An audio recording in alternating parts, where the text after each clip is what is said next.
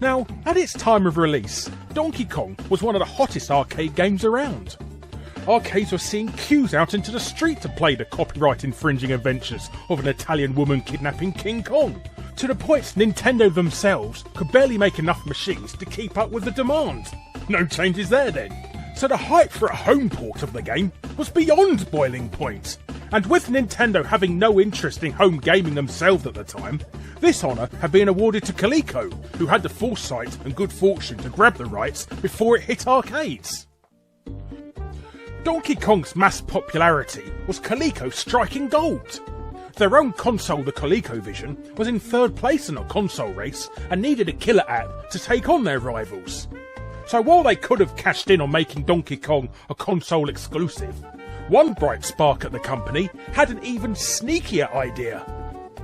Why not make even more money by releasing it first only as a bundle with the ColecoVision, so even if you already owned a Coleco, you'd need to buy another console just to grab it?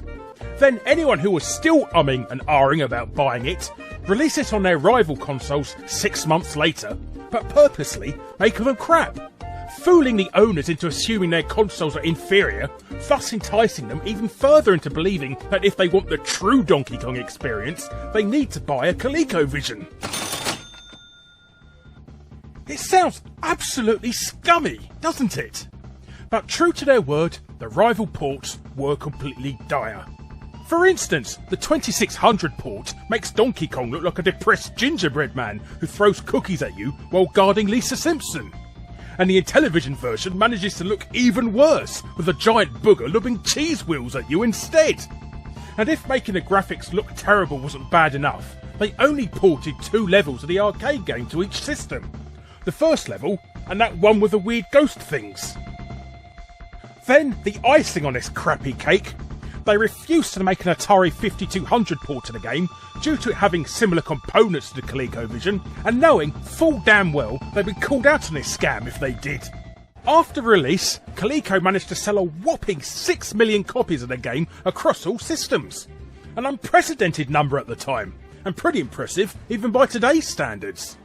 Their sales doubled to $500 million, and their earnings quadrupled to $40 million.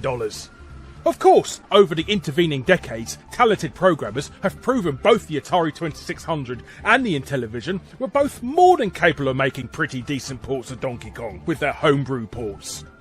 But you got to give Coleco credit for such a devious way to make their console look superior.